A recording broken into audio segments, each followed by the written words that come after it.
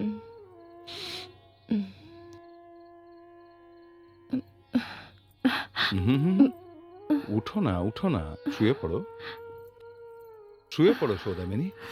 আরে, জেগে থাকলে মাথা ব্যথা কমবে না। হুম, আমার মাথায় ব্যথা তোমায় কে বলল? কেউ বলেনি, আমি টের পাই। তুমি জানো না? হুম, অন্তর্যামী সব টের পায়। তার কি টের পেয়েছো শুনি? আমি টের পেয়েছি যে আমার ওই পাগলি বউটা সারাদিন বাড়ির সবার সঙ্গে আমার হয়ে ঝগড়া করে, তারপর নিজে হাতে আমার জন্য ভালো ভালো রান্না করে, আর সারাদিন নিজে না কিছু খেয়ে এখন ওই দুঃখিনী সীতার মতো মাটিতে শুয়ে শুয়ে মাথার যন্ত্রণায় কষ্ট পাচ্ছে। তুমি সবার কষ্ট বোঝো, সবার কথা ভাবো, তোমার নিজের কোনো কষ্ট নেই। না তো। আচ্ছা, তুমি কি? আমি আমি ঘনশ্যাম।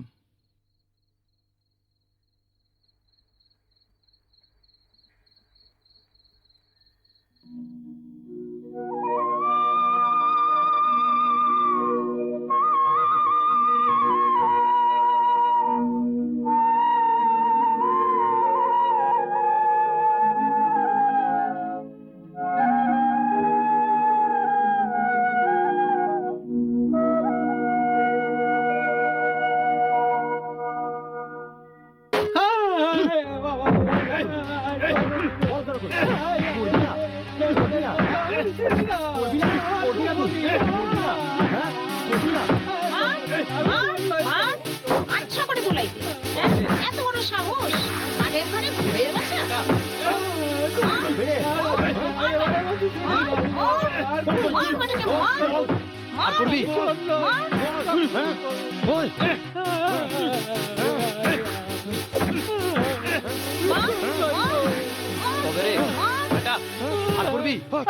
এই নিতাই, কি হচ্ছে কি? হ্যাঁ,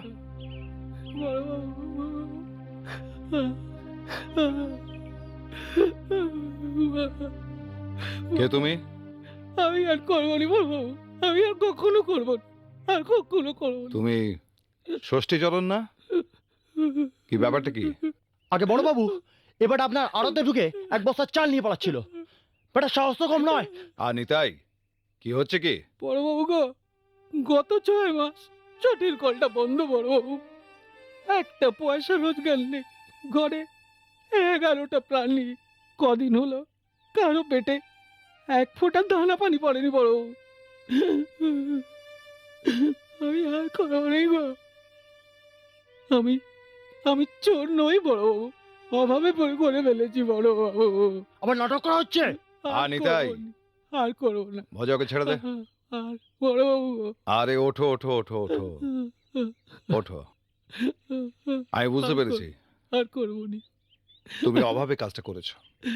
এই টাকাগুলো দিচ্ছি, নাও, আর করবো না ধরো বড়বাবু। ধরো, আমি দিচ্ছি, ধরো, নাও। আপনি আপনি মানুষ নন বড়বাবু, স্বয়ং নারায়ণ। বাবা ঘনশ্যাম, নরম মাটি দেখলেই কিন্তু বেড়ালে আছড়ায়। তুমি মা, যাও, তোমরা ভেতরে যাও, যাও ভেতরে যাও।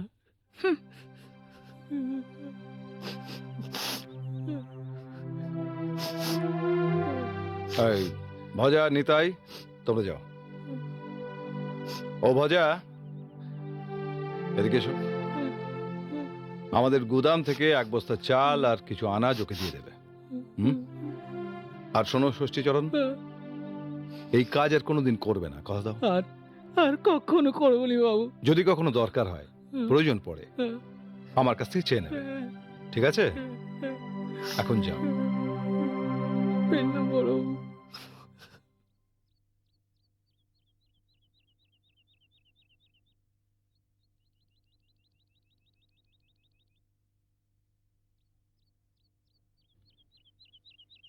আচ্ছা, হুম? তুমি কি মানুষের যে কোনো অপরাধ ক্ষমা করে দিতে পারো? কোনো মানুষ যদি অপরাধ করে অনুতপ্ত হয় তাহলে তাকে তো ক্ষমা করে দেওয়াই উচিত। জানো তো, ক্ষমা আর ভালোবাসার চেয়ে বড় কিচ্ছু নেই। হুম। এই শোনো সৌদামিনী, একটা কথা, একটা ওই মানে মা তো তোমার গুরুজন, তো আজকে মার কাছ থেকে ক্ষমা চেয়ে নিও। কেন? কি অপরাধ করেছি আমি? তুমি বৈষ্ণবের স্ত্রী, এটাই তোমার অপরাধ।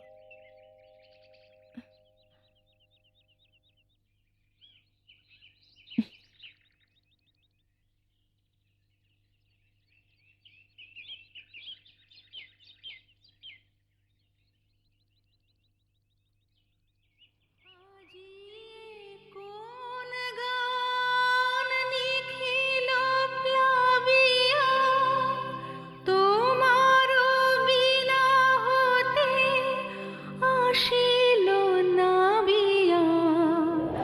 ভুবন মিলে যায় সুরের রণনে, গানের বেদনায় যাই যে হারায়, জীবন মরণের সীমানা ছাড়ায়। বন্ধু হে আমার রয়েছ দাঁড়ায়, জীবন মরণে। থাক থাক বাবা, হয়েছে হয়েছে, বেঁচে থাকো বেঁচে থাকো। তা বিলেত থেকে কবে ফিরলে বাবা? আজই মাসিমা, ও, ফিরে মায়ের কাছে শুনলাম। ভাবতেই পারিনি যে কাকাবাবুর সাথে আর দেখা হবে না। আচ্ছা মাসিমা, হুম? সৌদামিনী কেমন আছে? সৌদামিনী খুব ভালো আছে বাবা। আর ভগবানের দয়ায় আমি একেবারে শিবের মতন জামাই পেয়েছি। তোমার বাবা মার শুভেচ্ছায়, সকলের শুভেচ্ছায় মেয়েটা যেন আমার সুখী হয়। নিশ্চয়ই সুখী হবে মাসিমা। ইয়ে মানে আপনার জামাইয়ের নামটা যেন কি? জামাইয়ের নাম হচ্ছে ওই ঘনশ্যাম মুখুজ্জে।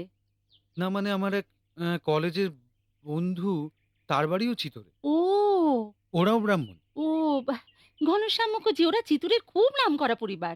ওই বামুন পাড়ার মুখুজ্জে বাড়ি, এক ডাকে ওদের সকলে চেনে।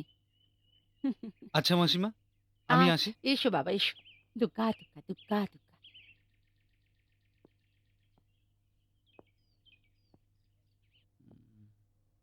এখন কি বাড়ি ফিরবেন দাদাবাবু? এ হারু, তোর কে যেন চিতরে থাকে না? আগে আমার মা চিতরে এক বাবুর বাড়িতে থাকা খাওয়ার কাজ করে। কেন দাদাবাবু?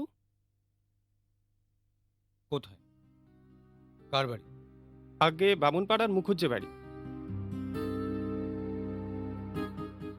তুই ওখানে গেছিস কখনো? কি করে যেতে হয় জানিস? বল না রে ইডিয়েট, কি করে যেতে হয় জানিস? নমস্কার জেঠিমা, ইনি হলেন গ্রামের পঞ্চায়েতের প্রেসিডেন্ট শ্রী অঘোর চাটুর্যে মশাই। ও আচ্ছা, নমস্কার। গায়ে একটা মেয়েদের স্কুল খোলার চেষ্টা চলছে, তাই সন্ধেবেলায় চৌধুরী মশাইয়ের বৈঠকখানায় একটা সভা হবে। বুঝলেন দিদি, মানে মেয়েদের স্কুলের ব্যাপার তো, তাই আপনাকে ওই মেয়ে বউদের নিয়ে একটু সভায় উপস্থিত থাকতে অনুরোধ জানাচ্ছি। তা মেয়েদের স্কুলের ব্যাপারে আমি গিয়ে কি করব? ওই বউ মারা যাবে খন। আচ্ছা আচ্ছা, বেশ বেশ বেশ, আচ্ছা, আসি তাহলে। আচ্ছা, আসি জেঠিমা। ধন্যবাদ। আসুন।